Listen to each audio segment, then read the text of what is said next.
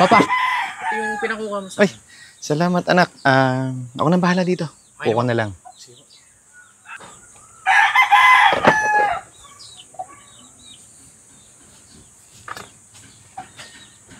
So, gano'n na lang yan. Ang ano na naman ba? Alam mo, ang tagal ko nang umiintindi at nagpapasensya sa'yo. Pero kahit kailan siguro hindi ka na talaga magbabago. Ryan, siguro, mas mabuti pa tapusin na natin itong walang kwentang pagsasama na to eh. Huwag mo akong matakot-takot sa paghihiwalay na yan. Dahil doon din naman ang punta natin to, di ba? Kaya siguro naghanap ako ng iba. Kasi matagal ka nang walang silbi sa mata ko. Kapal ng mukha mo nung talagang ipinaparinig mo sa anak ko. Wala ka na talagang respeto sa akin? Alam mo, itodo na natin. Nakabuntis ako ng ibang babae. Hindi mo alam, no?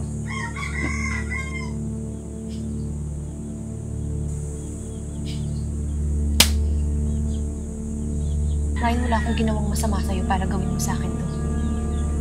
Lahat-lahat binigay ko sa'yo. Kakakarmahin ka. Ang drama mo masyado. JC! Sasama ka sa akin.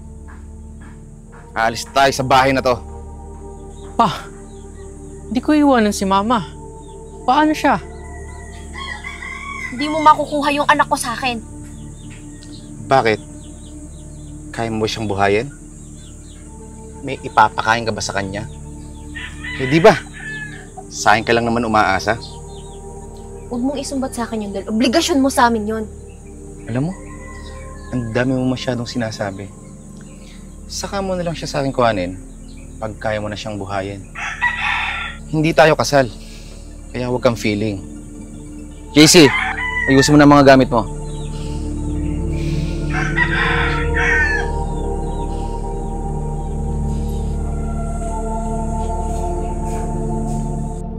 Kakarmahin ka sa ginagawa mo sa akin, Ryan. Tandaan mo yan.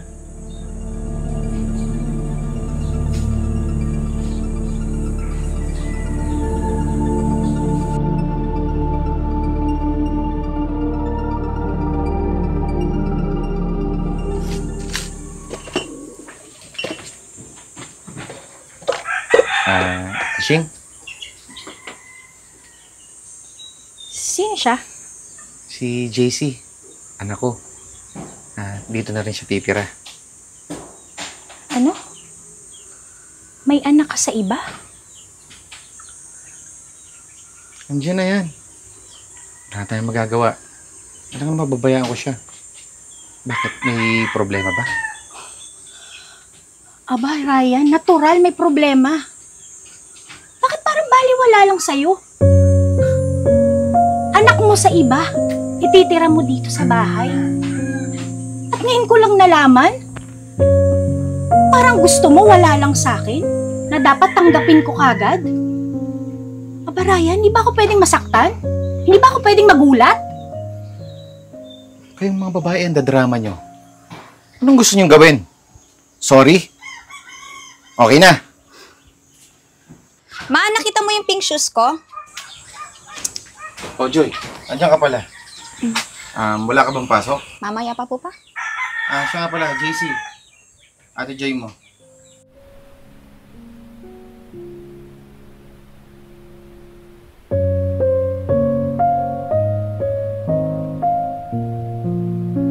Tara, slow.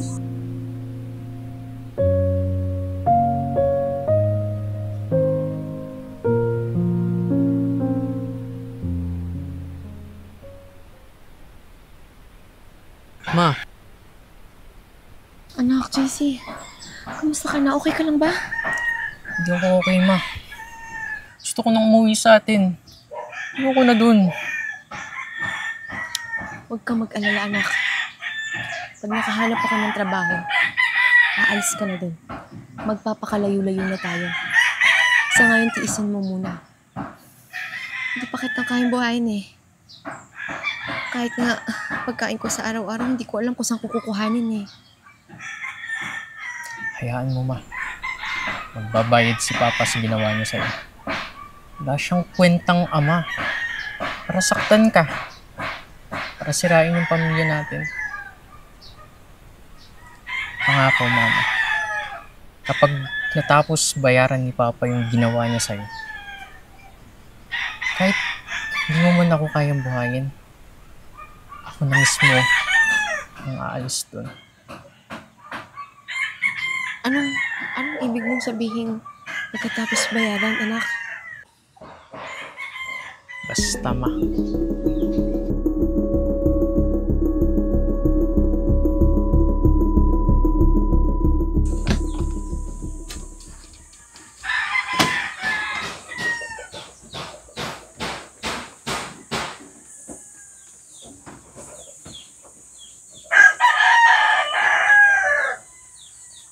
Oh, bakit ganyan ka makatingin sa akin? Wala lang. Kinikilala ko lang yung ate ko.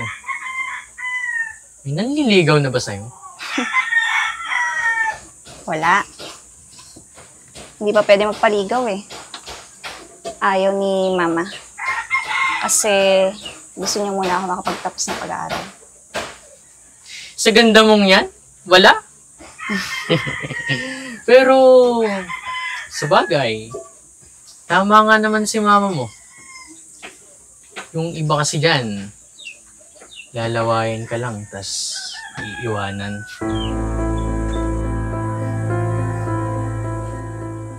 Simula ngayon, wala nang mga manliligaw mo na aali-aligid sa'yo. Ako lang.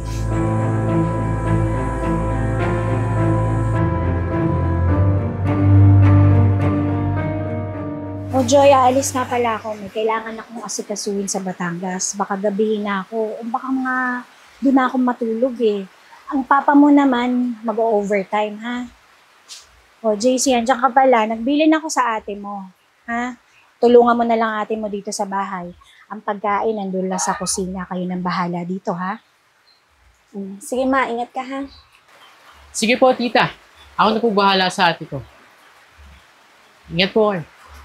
Sige, umuulan na. Alis na ako, ha? Sige na. Ingat kayo dito, ha?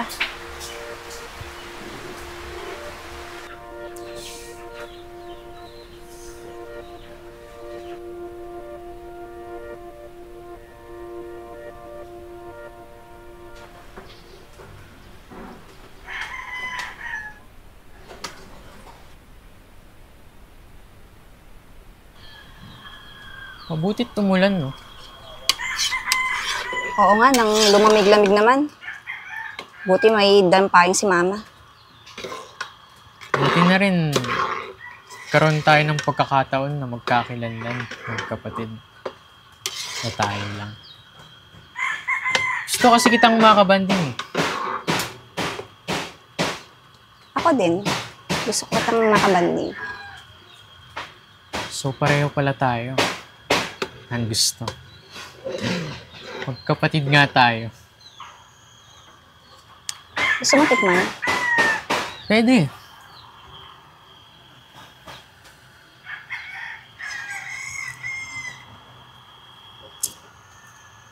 Masarap ba? Sarap. Ate. Pwede mo ba akong samahan sa kwarto? Bakit? Basta. Paano itong niluluto ko? Patayin mo na muna.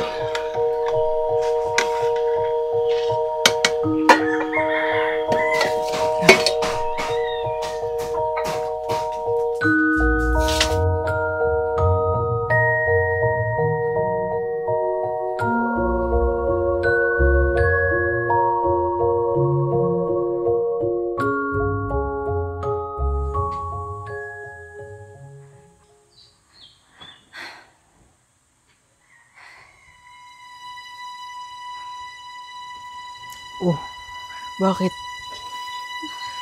Okay ka lang? Nagulat ako pag nalaman to ni Mama at Papa. Mali to. Kapatid kita. Ngayon mo pa naisip? Eh, may nangyari na. Tsaka, hindi naman tayo buong magkapatid, di ba? Huwag kang mag-alala. Secret lang natin to. Hindi to malalaman nila tita at papa. Kuya, nakauna sa akin.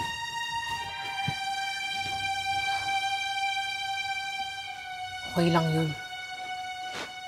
Ikaw din naman yung nakauna sa akin.